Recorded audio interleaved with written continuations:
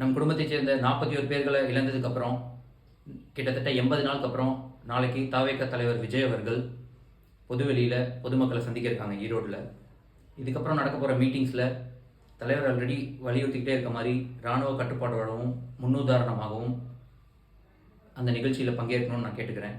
அதே மாதிரி தமிழக அரசும் தமிழக காவல்துறையும் இந்த துயர சம்பவத்துக்கு அப்புறமாச்சு எந்த ஒரு காழ்ப்புணர்ச்சியும் இல்லாமல் மக்கள் பாதுகாப்பை முதன்மைப்படுத்துவாங்கன்னு ரொம்ப ப்ரோஆக்டிவாக இருப்பாங்கன்னு நம்புகிறேன். இது ஏன் நான் அப்படி சொல்கிறேன்னா, க்ரௌடில் ஒரு பேனிக்கான சுச்சுவேஷன்ஸ் வந்தால் மக்கள் 4 புறமும் வெளியேற மாதிரி ரவுண்டானா மாதிரியான ஒரு இடத்த தாவேக தலைவர்கள் அனுமதி கேட்டாங்க. அங்கே அனுமதி மறுக்கப்பட்டு வேலிச்சாம்பரம் போன்ற ஒரு குறுகிய சந்தில் தமிழ்நாடு காவல்துறை அனுமதி வழங்கி, அதே மாதிரி டைமும் மதியம் 3லேருந்து இரவு 10 மணி வரைக்கும் பெர்மிஷன்ஸ் கொடுத்து, அதுக்கப்புறம் இந்த துயர சம்பவம் நடந்ததுக்கப்புறம் தமிழக முதலமைச்சர் சட்டப்பேரவையில் தலைவர் விஜய் அவர்கள் லேட்டாக வந்தது மட்டும்தான் இந்த துயர சம்பவத்துக்கு காரணம் பேசியிருக்காரு. தமிழக காவல்துறையே மதியம் 3லேருந்து இரவு 10 மணி வரைக்கும் அனுமதி வழங்கி தலைவர் அந்த டைமுக்குள்ள பிரச்சாரத்தை முடிச்சதுக்கு அப்புறமும்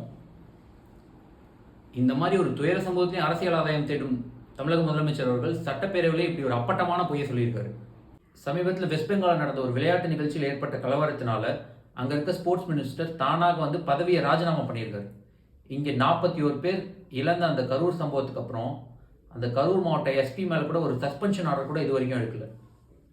அதே மாதிரி தமிழக உளவுத்துறை வச்சு தலைவர் விஜய் அவர்களுடைய ஓட் பர்சன்டேஜ் சர்வே எடுக்க தெரிஞ்சவங்களுக்கு அதே உளவுத்துறை வச்சு தலைவர் விஜய் அவர்களோட கூட்டத்துக்கு தன்னெழுச்சியாக மக்கள் எவ்வளோ வராங்கன்னு ஓரளவுக்கு ப்ரிடிக்ட் பண்ண முடியும்னு நினைக்கிறேன். தமிழக காவல்துறையும் தமிழக அரசோட திறனற்ற நிர்வாகத்தினால ஒரு 41 பேர் உயிரிழந்த துயர சம்பவத்துக்கு அப்புறம் தலைவர் விஜய்க்கு எதிராகவும் கட்சியை முடக்கிடலாமும் நீங்கள் ஒரு ஆர்கனைஸ்டு ப்ரொபகேண்டா பண்ணி எக்ஸ்போஸ் ஆனீங்கல்ல, அந்த ஆர்கனைஸ்டு எக்ஸலன்ஸை போன தேர்தலில் உங்களுக்கு வாக்களித்த மக்களுக்கும் எந்த அரசியல் காழ்ப்புணர்ச்சி இல்லாத தமிழக வெற்றி கழகத்தின் தோழர்களுக்கும் இனிமேலாச்சும் பாதுகாப்பு வழங்குவீங்கன்னு நான் நம்புகிறேன். கிட்டத்தட்ட 80 நாளுக்கு அப்புறம் தன்னோட சுற்றுப்பயணத்தை மீண்டும் தொடங்கும் தலைவர் விஜய் அவர்கள் நாளைக்கு ஈரோட்டில் மக்கள் ஃபேஸ் பண்ணக்கூடிய பிரச்சனை பற்றியும் தமிழ்நாட்டில் திருப்பரங்குன்றத்தில் பிஜேபி உருவாக்கிட்டு இருக்க கலவரத்தை பற்றியும் அட்ரஸ் பண்ணுவார்னு எதிர்பார்க்கப்படுது. அதே மாதிரி தலைவர் விஜய் அவர்களை இதுக்கப்புறம் வரப்போகிற வீடியோஸில் எல்லாத்துலேயும் நான் வேலு அப்படின்னு அட்ரஸ் பண்ணலான்னு இருக்கேன். ஸோ 80 நாளுக்கு அப்புறம் தன்னோட மக்கள் சந்திப்பு பயணத்தை மீண்டும் தொடங்கும் வேலு அவர்களுக்கு என்னோட பிரார்த்தனைகளும் என்னோட வாழ்த்துக்களும். வெற்றி நிச்சயம்.